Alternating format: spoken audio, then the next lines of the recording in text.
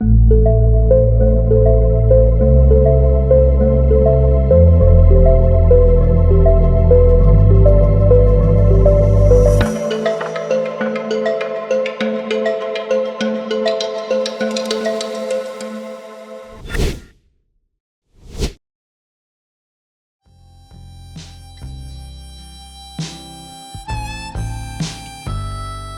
Francisco Aguilar, Pingo, buenas tardes, buenos días, no sé qué sean todavía, pero todavía. Buen día al final de cuentas. Bienvenidos a nuestro programa Leviatán, Voces y Debates, nuevamente. Hoy quisiera poner en la mesa un tema que ha dado mucho que hablar, creo que va a dar más que hablar. Sí, claro. Que es el tema de ahora, el triunfo de Javier Nava ante una demanda que es un hecho ya juzgado por el Congreso del Estado, en donde lo inhabilita por 18 años, si mal no recuerdo, por según el criterio de la anterior legislatura, un mal procedimiento en una obra administrativo, pública, particularmente en el puente de Avenida Industrias y el Periférico, ¿no? En lo personal, yo creo que Javier Nava dejó mucho que desear en su administración como alcalde, pero la mejor opinión, a final de cuentas, es la de la mesa. Me gustaría más empezar esta ocasión contigo, Juan Francisco, que nos dijeras un poquito cómo ves qué fue lo que pasó y qué crees que es lo que pudiera pasar en el tema que estamos analizando el día de hoy. A ver, lo pongo con letra roja. Nava es experto en tirarse, en hacerse víctima en este tema. Nava tiene derecho de que si no estaba conforme con una resolución que dicta la legislatura pasada, hay los mecanismos, estamos en un sistema democrático, judicial, donde hay procesos para inconformarse. Se inconforma, se va a la Suprema Corte y la Suprema Corte le da la razón a Javier Nava.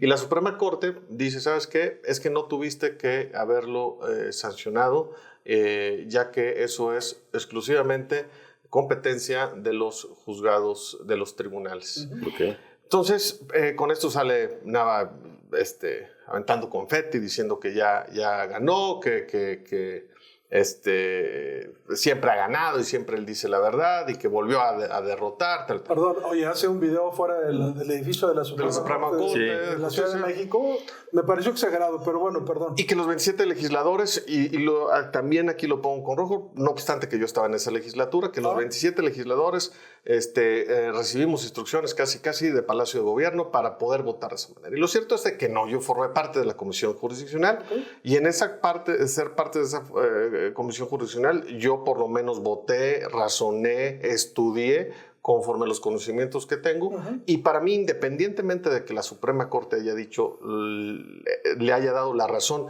que creo yo que lejos de ser una resolución jurídica con validez y trasfondo jurídico, creo yo que al lado se lleva también lo político. Claro, ¿sí? Pues, entonces, no hay que victimizarnos de que el Congreso resolvió en lo político, pero yo acá la Corte resolvió nada más en lo jurídico. No, resolvió conforme a lo político, porque la Suprema Corte se contradice, porque hay un criterio de jurisprudencia donde dice que una responsabilidad no excluye a la otra. Y pongo un ejemplo.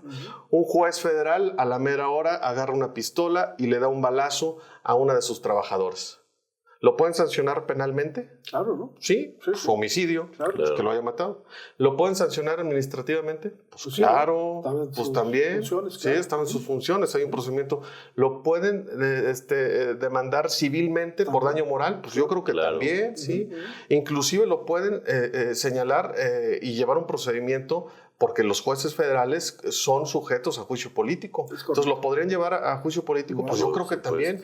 Y cualquiera de esas resoluciones en nuestro sistema de justicia, una le excluye la otra. No quiere decir que ya lo sancionaste penalmente, ok, no, ya la persona no puede buscar el mecanismo de la vía de daño moral para que... No, ya la persona no puede, el Consejo de la Judicatura, ahora que ya va a ser otra figura, ya no lo puede sancionar administrativamente porque ya lo sancionaron penalmente. No, las 4 resoluciones se pueden llevar. ¿Sí?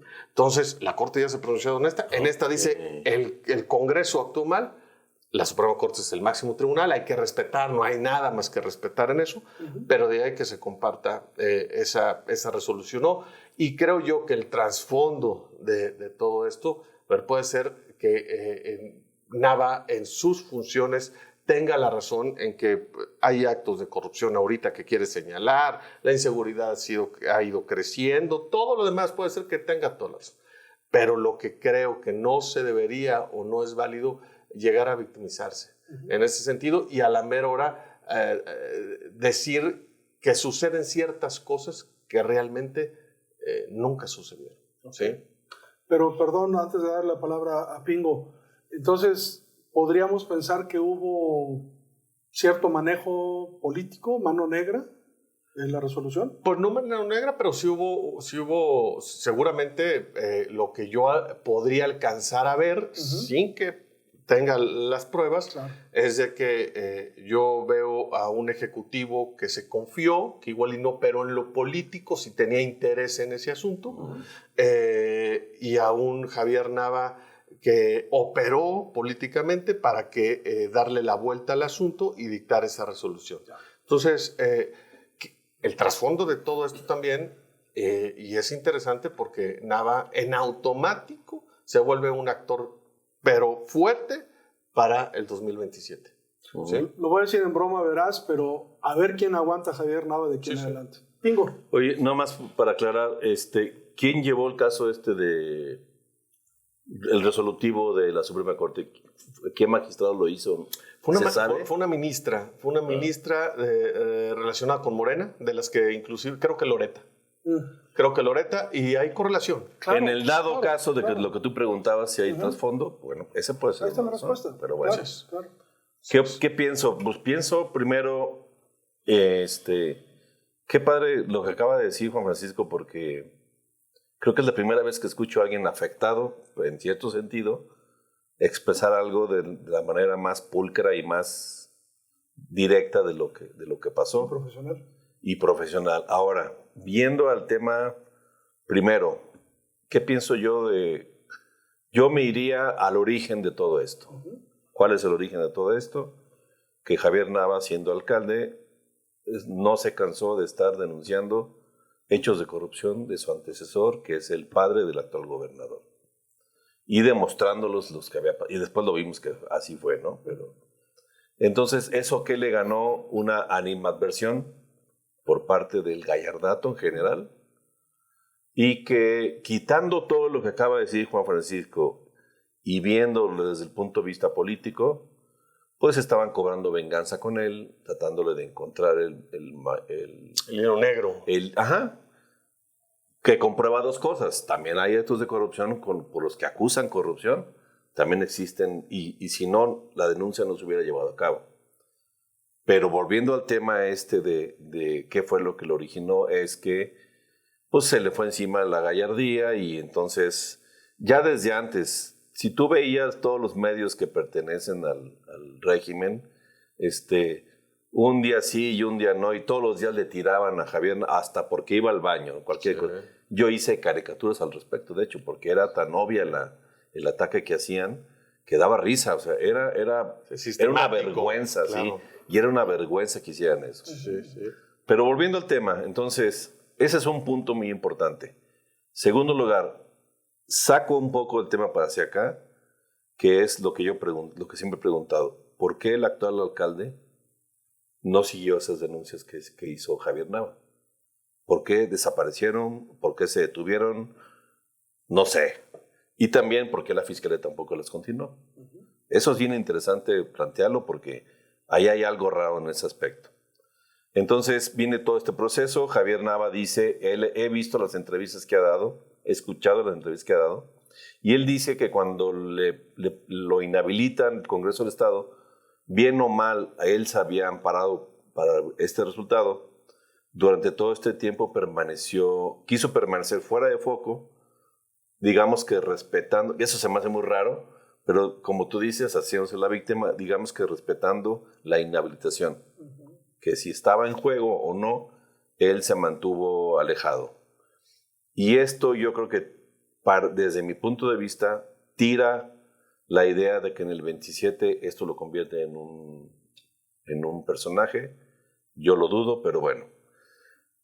Y ahora con el tema del triunfo que tiene con la Suprema Corte, sí se vio muy raro que lo hicieran que hiciera un video enfrente de la Suprema Corte, como siendo el corresponsal de la Suprema Corte, pero lo más grave, volvemos al tema de las veces anteriores con el tema de la libertad de expresión.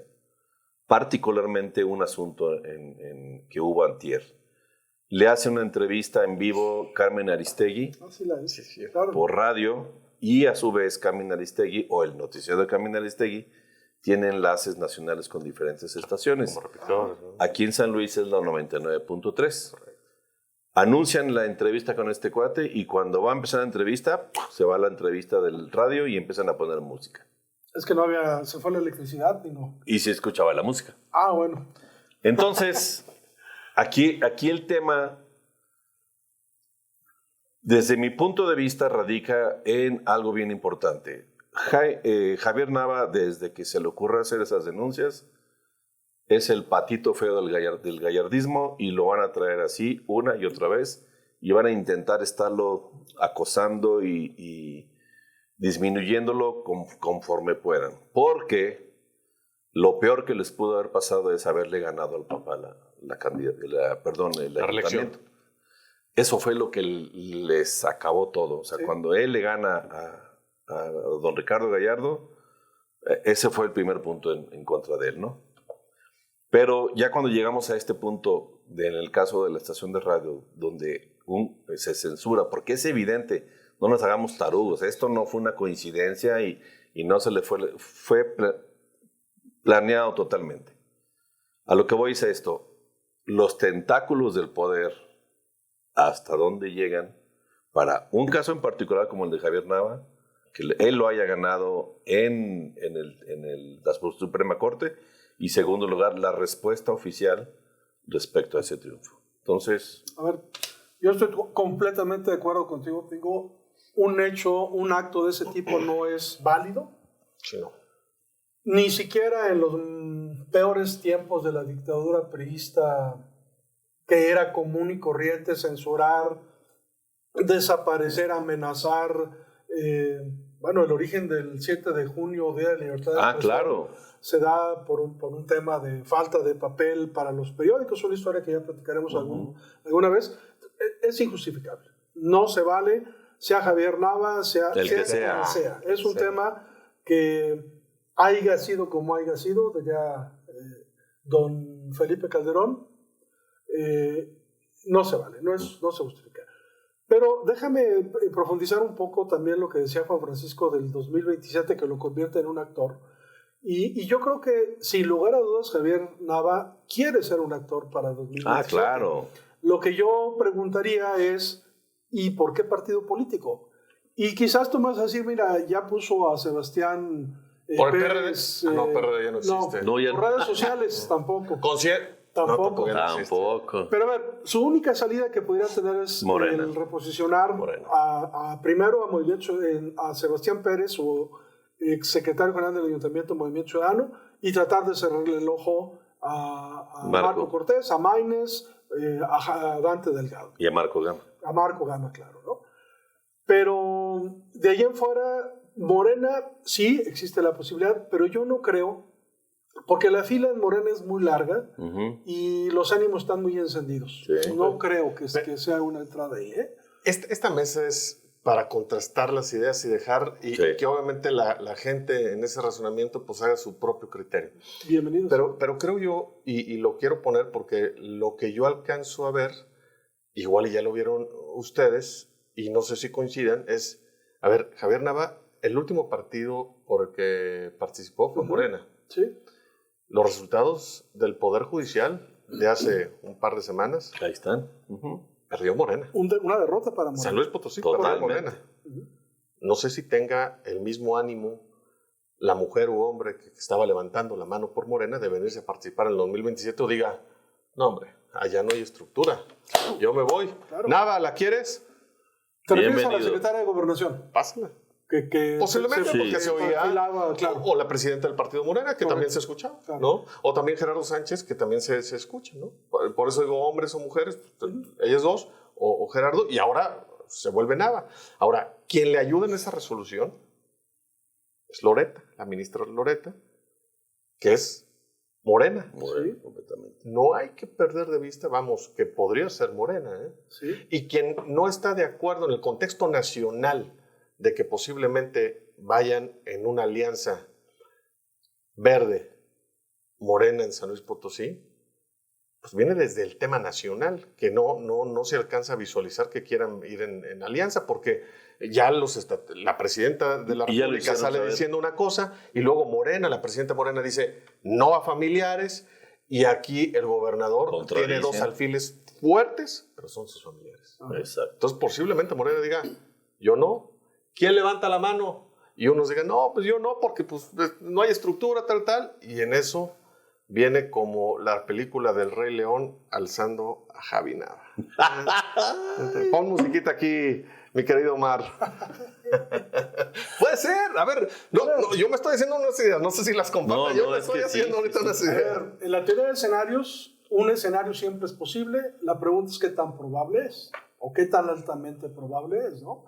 ¿De qué es posible? Es posible. Bueno, el burro Cleofas es posible que sea candidato. Es que mira, fíjate. A gobernador, ¿no? La vez pasada cuando Javier Nava llega a la política en San Luis, siendo un donadie, o sea, me refiero a un desconocido, no un donadie. ¿Qué hizo Javier Nava para poder entrar al tema de San Luis? Abusó de su apellido. Claro, o sea, yo soy hijo de Salvador Nava, estaba viva su abuelita, le preguntaron. Todos esos factores ayudaron. Y esos de izquierda, que eran PRD. Que se fueron con el navismo. Correcto. Ok. Correcto. Pero ahorita, dime qué es el navismo. No. Ya se murió con doña Conchita. Ya no hay dónde trazar para jalarte para... Entonces, ahora, 3 años fuera del tema político, con un avasallamiento estatal en favor de la esposa del gobernador, yo no creo que Javier Nava logre remontar esos 3 años para, primero, sin partido, sin seguidores, sin navismo, lo que tú quieras. O sea, ¿qué va a hacer Javier Nava para poder volver a estar en la palestra de la política? A ver, hagamos una cosa, porque ahora sí nos pasamos el tiempo, ya me están regañando aquí la producción. Omar. Y además con razón, pero vamos a una cosa, llegamos a un compromiso. El próximo programa dediquémoslo un poquito a temas de los escenarios políticos para el 2027. Órale. Porque no se termina con el tema de Javier Nava. No. Salió el tema, ¿no? No, y ahí hay varios. Y creo que hay muchos escenarios posibles y otros no tan probables. Claro. Pero que valdría la pena analizarlo en una serie de 2, 3 programas, si ustedes me permiten, en las próximas ediciones, ¿no? Bien. Pero me gustaría nada más concluir, si a ustedes les parece, a reserva de que tengan algo más que comentar. A ver, primero, sí, es una derrota, es una victoria para Javier Nava. Sí, totalmente. Tradicionalmente. Se los dejo en la mesa. A mí me gustaría saber la transparencia de la obra pública, la licitación de la obra pública, los costos, si realmente cumplió con la calidad la obra pública, todas las características técnicas si se cumplieron. No digo que no, nada más me gustaría saber. Del caso en particular. Del caso particular. Por yo pensé que las actuales lo de Javier Nava, ¿no? Okay. Porque digo, está muy bien que ejerza su derecho a defenderse ante algo que él considera injusto, pero ojalá y me calle la boca y me diga, Nacho, mira, aquí está la licitación, estuvo perfecta y transparente y los costos y perfecto. Qué bueno, ojalá y me calle la boca, ¿no? Y me gustaría también dejarles en la mesa el tema de Javier Nava, no lo vamos a soportar en algunos días, en estos días, va a querer posicionarse o reposicionarse en la palestra pública. Pero mi pregunta sigue siendo la misma. ¿Quién va a querer a Javier Nava? Eso. Porque una cosa es querer y que tenga las influencias necesarias o suficientes para poder ser candidato, y otra cosa es que tenga las capacidades y las herramientas para poder ganar una elección tan trascendental como la del 2027. No se les olvide una cosa. El 2027 podría ser la pervivencia del PAN y del PRI. Inclusive, yo no tengo ganas, creo que no tiene posibilidades de ganar ninguno de los dos, pero sería su última, sobre todo del PAN su último estertor a ver si puede recuperar el poder. No lo creo, pero bueno. Pero no se les olvide que también el 2027 la gobernatura de San Luis Potosí es para Morena una señal de que puede empezar a controlar el Bajío y de que es San Luis y que va a reposicionar a Morena como fuerza política del Estado. Y no se les olvide que la elección de gobernador del 2027 es la pervivencia o no del gallardismo en el Estado de San Luis Potosí. Entonces, es una elección muy importante. Y no se nos olvide, y lo digo de verdad no a favor de nadie, sí. Lo digo neutral, pero no se nos olvide que Javier Nava ganó. Y de ahí empezó igual el rencor, como lo decía Pingo. Javier Nava le ganó al papá cuando intentó la reelección en la alcaldía, contra pronóstico de que iba a ganar caminando la reelección el papá. Sí, totalmente de acuerdo. Pero y no se les olvide, para finalizar, la elección 2027 va a ser elección de chequeras. Sí, claro. La chequera federal con la estatal. ¿Quién paga más el Así es. Claro. Pero no se les olvide también que Javier Nava perdió la elección con Morena. Ya con Morena. En su reelección. Sí. A ver, sí. La gente no. Yo digo que el voto de la gente, el voto de la ciudadanía, cada vez es más inteligente. Y lo pelaron, sí, claro. Y le cobró factura. Claro. Y esas facturas no se cobran por haber hecho buen trabajo. No se cobran por haber hecho un buen trabajo. Sí. Hay razones por las cuales. Totalmente. Pero bueno. No se les olvide que tenemos una cita en el próximo programa en Levantamos y Debate. Pingo, Juan Francisco, muchas gracias. Gracias a todos. Gracias, mi Juan. Gracias, Pingo. Buenas tardes. Buenas tardes.